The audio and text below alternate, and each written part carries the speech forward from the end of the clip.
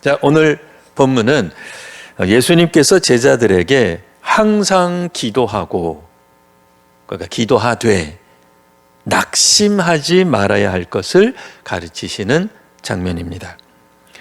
예수님은 오늘 불의한 재판관을 예로 들시면서 인간의 또 부정, 또 무관심 속에서도 하나님의 응답을 어떻게 신뢰하며 우리가 기도해야 할 것인가를 강조하시고 또 비유로 말씀해 주고 계십니다.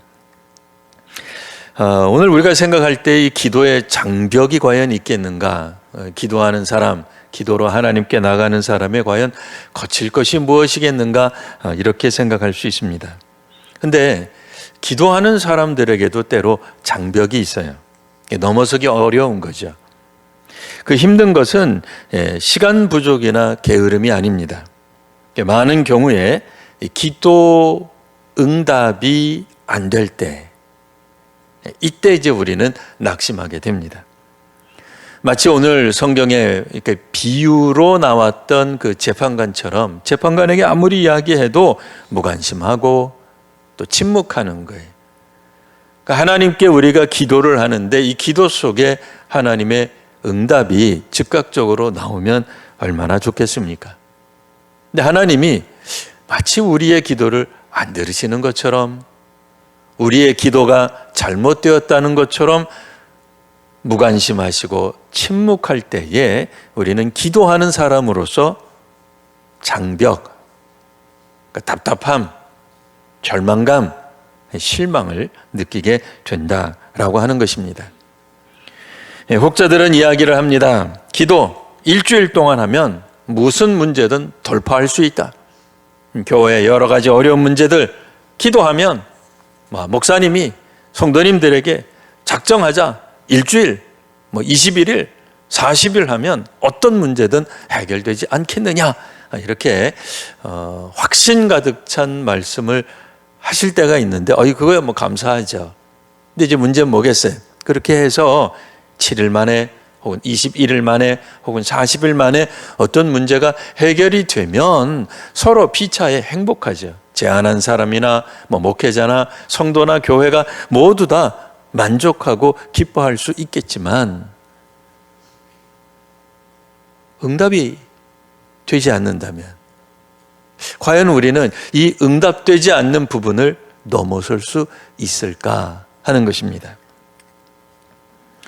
사실 이와 같은 장벽들은 초대교회 성도들이 실제로 경험했던 현실이었습니다. 예수님의 부활과 승천 이후 예루살렘 교회는 곧바로 핍박과 박해를 받았습니다.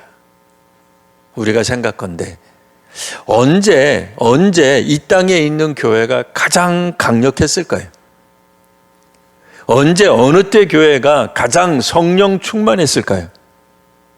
물론 2000년 전이나 지금이나 성령 충만합니다. 교회는 여전히 강력합니다. 하지만 그래도 우리가 생각건대 우리 교회를 생각하고 2000년 전 교회를 생각한다면 당연히 2000년 전 예수 그리스도를 직접 보고 만지고 밥도 같이 먹고 부활하신 주님을 만나 보았던 초대교회가 우리보다도 훨씬 더 강력했을 거라고 우리가 미루어 짐작하거나 겸손하게 그렇게 수용할 수 있을 거예요. 그런데 예수님의 부활, 승천 이후의 교회는 맞닥뜨린 현실은 핍박과 박해였습니다. 그 어느 때보다도 성령 충만하고 그 어느 때보다도 은혜가 충만했던 초대교회는 기도의 사람이었고 기도의 능력을 받았으며 기도하는 가운데 성령 충만해져서 우리가 잘 아는 바와 같이 오순절 성령 사건이 있었던 사람들입니다. 예수님뿐만이 아니라 그의 제자들도 귀신을 직접 쫓았고 심지어는 어떤 주의 제자들은 병도 고치고 죽은 자도 살리는 능력이 날마다 나타났던 때였습니다. 그러나 스데반의 순교 이후에 성도들은 흩어졌습니다. 사마리아를 넘어 땅끝까지 이르러 복음을 전파하는 사역이 시작되었으나 그럼에도 믿음의 가정이 형성되기는 정말 어려웠어요. 이를테면 공개적으로 그리스도인들끼리 혼인하고 자녀에게 신앙을 전수하는 일은 정말 어려웠던 일이었다라고 하는 겁니다. 무려 300여 년 동안 초대교회는 신앙의 자유를 위한 기도를 끊임없이 해왔습니다. 믿음을 위해 순교하는 가운데서도 그들은 결단코 주님을 배반하는 일이 없었습니다. 기꺼이 순교의 잔을 받았습니다. 그럼에도 신앙의 자유는 그들에게 주어지지 않았던 것입니다. 그러니 어떤 기도는 그들이 생을 마칠 때까지 선한 결실을 보지 못했다 하는 이야기이죠. 그럼에도 초대교회 성도들은 믿음을 잃지 않았습니다. 낙심하지 않고 꾸준히 한결같이 기도했다는 말입니다. 오늘날 우리 성도님들은 어떠십니까? 기왕이면 믿음의 자녀가 장성하여서 결혼했을 때 며느리와 사위가 믿는 자이기를 원하지 않으십니까? 할 수 있으면 우리 사위가, 우리 며느리가 믿는 사람이면 좋겠다는 생각 해봄직합니다. 예전에 제가 어느 교회를 방문했더니 그 교회 성도님이 저한테 하소연을 했습니다. 목사님, 세상에 이럴 수가 있습니까?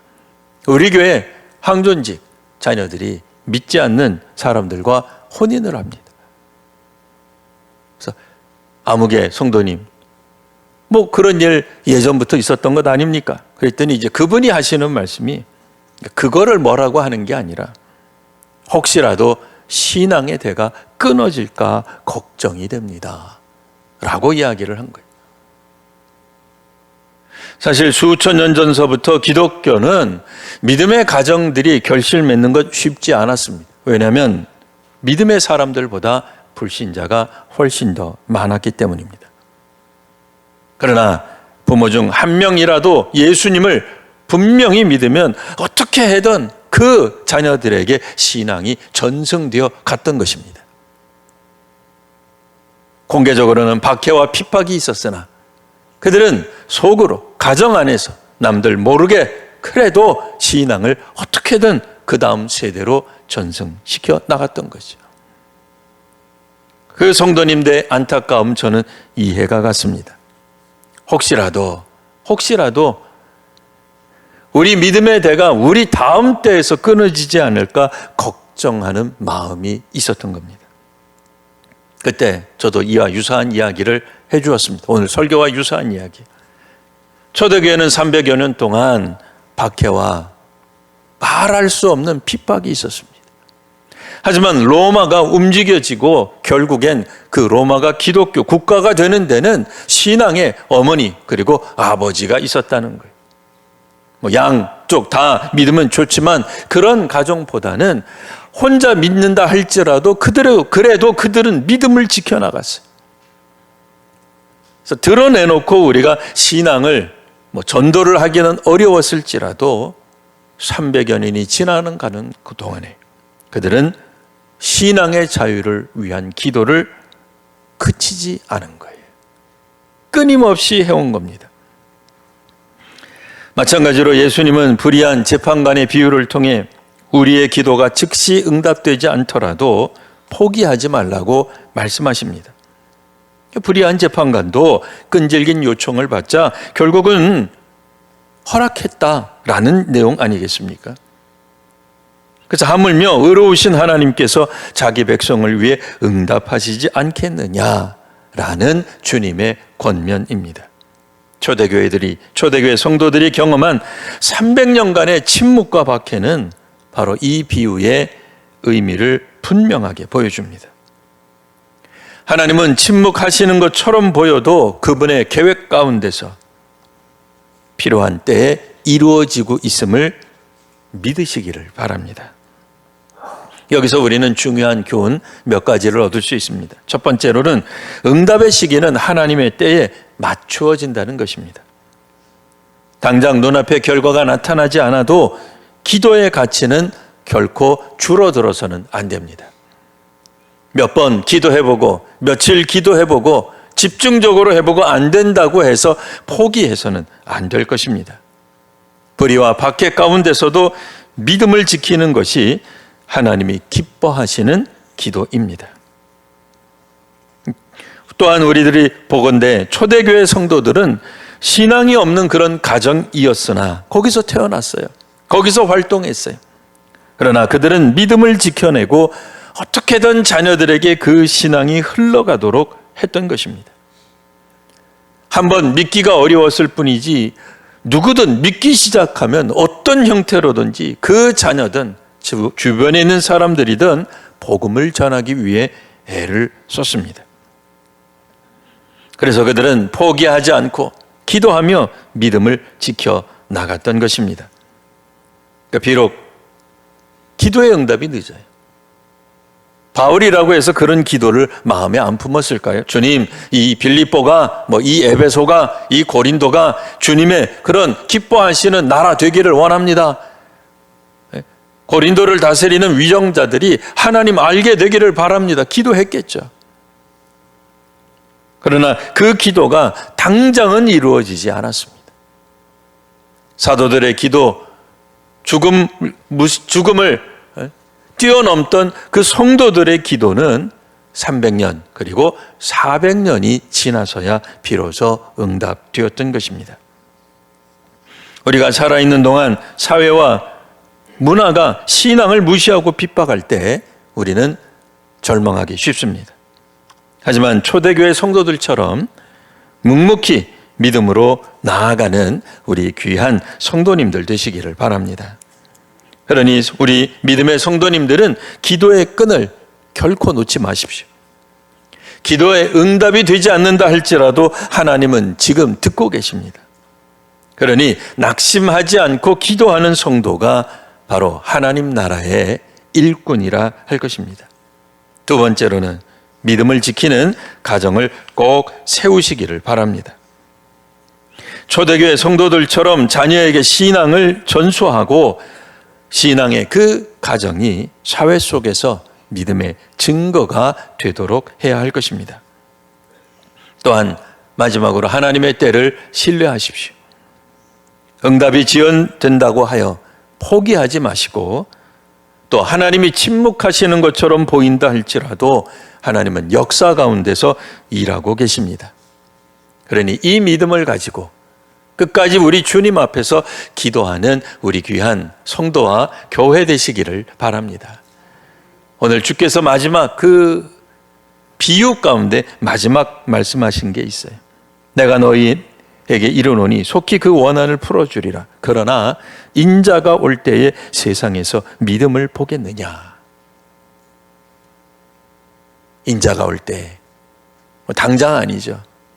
오랜 세월이 걸쳐서 수많은 시대와 왕조와 세월이 거쳐서 우리 주께서 오실 때에 이 세상에서 믿음을 보겠느냐.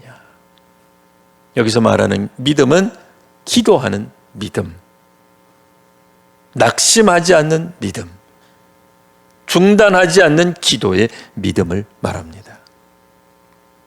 한두 번, 혹은 서너 번, 10년, 20년이 아니라 우리의 생애를 다하기까지 기도해도 어떤 기도 제목들은 당장은 이루어지지 않을런지도 모릅니다. 그러나 기도할 때 우리가 가져야 되는 신앙의 태도는 낙심하지 않는 것입니다. 낙심하지 마십시오. 기도의 사람들은 특별히 낙심하기 쉽습니다. 왜냐하면 사탄이 우리의 마음을 헤집어 놓기 때문에 그렇습니다. 하나님이 기뻐하시는 기도를 하시는 우리 귀한 성도 여러분, 기도하실 때 낭망하지 마시고 끝까지 기도하시는 우리 귀한 성도님들, 저와 여러분 모두가 되시기를 바랍니다.